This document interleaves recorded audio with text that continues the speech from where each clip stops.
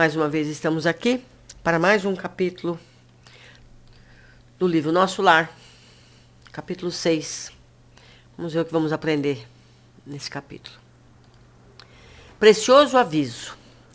No dia imediato, após a oração do crepúsculo, Clarencio me procurou em companhia do atencioso visitador. Fisionomia a irradiar generosidade, perguntou abraçando-me: "Como vai? Melhorzinho?" Esbocei o gesto que se vê acariciado na terra, amolecendo as fibras emotivas. No mundo, às vezes, o carinho fraterno é mal interpretado. Obedecendo ao velho vício, comecei a explicar-me, enquanto os dois benfeitores se sentavam comodamente ao meu lado. Não posso negar que esteja melhor. Entretanto, sofro imensamente. Minhas dores na zona intestinal, estranhas sensações de angústia no coração. Nunca supus fosse capaz de tamanha resistência.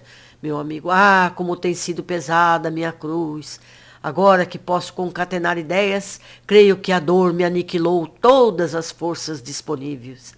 Clarencio ouvia atencioso, demonstrando grande interesse pelas minhas lamentações, sem o menor gesto que denunciasse o propósito de intervir no assunto. Encorajando-me com a atitude, continuei: "Além do mais, meus sofrimentos morais são enormes e inexprimíveis. Amainada a tormenta exterior com os socorros recebidos, volto agora às tempestades íntimas. Que terá sido feito da minha esposa e os meus filhos? Teria o meu primogênito conseguido progredir, segundo o meu velho ideal? E as filhinhas, minha desventurada Zélia, muitas vezes afirmou que morreria de saudades se um dia eu lhe faltasse. Admirável esposa, ainda lhe sinto as lágrimas dos momentos derradeiros. Não sei desde quanto vivo o pesadelo da distância. Continuadas dilacerações roubaram-me a noção do tempo. Onde estará a minha nobre companheira? Chorando junto às cinzas do meu corpo ou em algum recanto escuro das regiões da morte? Oh, minha dor é muito amarga. Que terrível destino de um homem penhorado no devotamento à família. Creio que raras criaturas terão padecido tanto quanto eu. No planeta, vicissitudes, desenganos, doenças, incompreensões e amarguras, abafando escassas notas de alegria. Depois os sofrimentos da morte do corpo, em seguida martirizações no além-túmulo. Que será então a vida? Sucessivo desenrolar de misérias e lágrimas? Não haverá recurso à semeadura da paz? Por mais que deseje firmar-me no otimismo, sinto que a noção da infelicidade me bloqueia o espírito, como o terrível cárcere do coração. Que desventurado destino, generoso benfeitor! Chegada a essa altura, o vendaval de queixas me conduzia a barco mental no oceano largo de lágrimas. Clarencio, contudo, levantou-se sereno e falou sem afetação: "Meu amigo, deseja você de fato a cura espiritual?" O meu gesto afirmativo continuou: "Aprenda então a não falar excessivamente de si mesmo, nem comente a própria dor. Lamentações denotam enfermidade mental e enfermidade de curso laborioso e tratamento difícil. É indispensável criar pensamentos novos, disciplinar os lábios. Somente conseguiremos equilíbrio abrindo o coração ao sol da divindade. Classificar o esforço necessário de imposição esmagadora, enxergar padecimentos onde a luta edificante, só identificar a indesejável cegueira da alma. Quanto mais utilize o verbo por dilatar considerações dolorosas no círculo da personalidade, mais duros se tornarão os laços que o prendem a lembranças mesquinhas." Nós vamos comentar isso aqui. Gente, a gente não faz isso. A gente, qualquer dorzinha, a gente se lamenta. Qualquer entrevero que a gente tenha na vida, a gente acha que é o ser mais infeliz do mundo. Esse tipo de atitude só faz piorar a nossa situação. É difícil sim. Mas a gente tem que aprender a ser mais otimista, aprender a entender o que está acontecendo e encarar tudo isso como uma lição. Continuando. O mesmo pai que vela por sua pessoa, oferecendo-lhe teto generoso nesta casa, atenderá os seus parentes na terra. Devemos ter o nosso agrupamento familiar como sagrada construção, mas sem esquecer que as nossas famílias são seções da família universal sob direção divina. Estaremos ao seu lado para resolver dificuldades presentes e estruturar projetos de futuro, mas não dispomos de tempo para voltar às zonas estéreis de lamentação. Além disso, temos nessa colônia o compromisso de aceitar o trabalho mais áspero como bênção de realização, considerando que a providência desborda de amor, enquanto nós vivemos onerados de dívidas. Se deseja permanecer nessa casa de assistência, aprenda a pensar com justeza. Olha só, hein? Parece que se ele não fizer isso, vai ser expulso. Seguindo. Nesse interim, secara-se-me o pranto, chamado a abrios pelo generoso instrutor, assumi diversa atitude, embora envergonhado da minha fraqueza. Não disputava você na carne, prosseguiu Clarencio bondoso, as vantagens naturais decorrentes das boas situações? Não estimava a obtenção de recursos lícitos, ansiosos por estender benefícios aos seus amados? Não se interessava pela remuneração justa?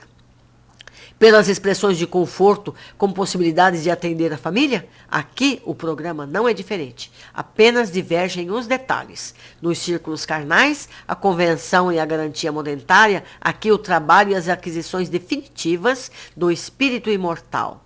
Dor, para nós, significa possibilidade de enriquecer a alma. A luta constitui caminho para a divina realização. Compreendeu a diferença? As almas débeis ante o serviço deitam-se para se queixar aos que passam. Os fortes, porém, recebem o serviço como patrimônio sagrado na movimentação do qual se preparam, a caminho da perfeição. Ninguém lhe condena a saudade justa, nem pretende estancar sua fonte de sentimentos sublimes. Acresce notar, todavia, que o pranto da desesperação não edifica o bem. Se ama em verdade a sua família na terra, é preciso bom ânimo para lhe ser útil. Fez-se longa pausa. A palavra de Clarencio levantara minhas elucubrações mais sadias. Enquanto meditava a sabedoria da valiosa advertência, meu benfeitor, qual o pai que esquece a leviandade dos filhos, para recomeçar serenamente a lição, tornou-me a perguntar num belo sorriso. Então, como passa? Melhor?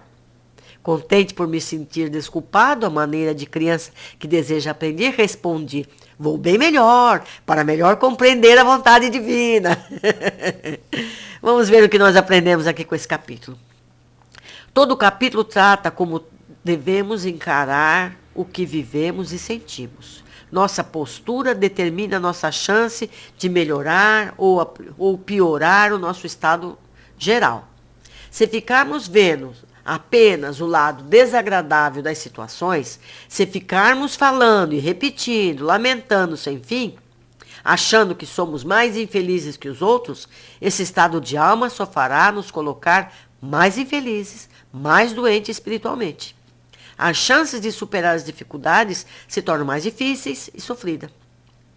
Não teremos capacidade para encontrar caminhos para superar o que nos acontece, pois nossos olhos só sabem ver as dificuldades.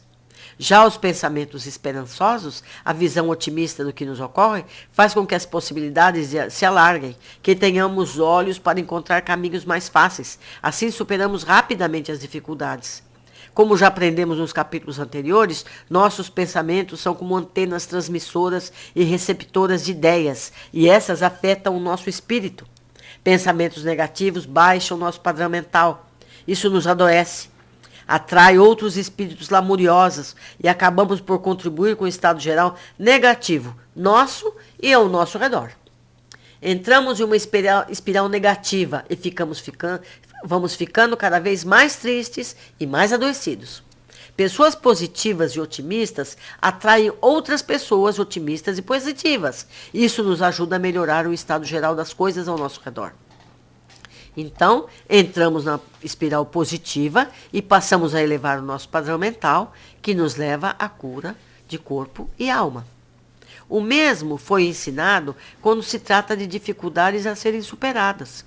Quando encaramos as dificuldades e problemas como um fardo, esses nos parecem pesados demais. Mas quando os encaramos como oportunidades de superação, e aprimoramento, tudo passa a ter outro sentido. Passa a ser um desafio para a autossuperação. E nos sentimos mais felizes por termos conseguido vencer a situação positiva. Eu, pessoalmente, tenho uma questão que sempre me vem à mente quando uma dificuldade aparece. Eu me pergunto, o que eu preciso aprender com isso? Pois se tudo que nos acontece é uma lição, alguma coisa a gente tem que aprender com os problemas. E a resposta sempre chega com um estímulo para soluções positivas de melhoria pessoal. Afinal, para que nós estamos aqui na Terra? Para aprender, não é mesmo? Ninguém mais pode mudar a nossa vida. Nossas atitudes dependem apenas de cada um de nós. Espero que tenham gostado e que voltem no próximo capítulo. Até mais!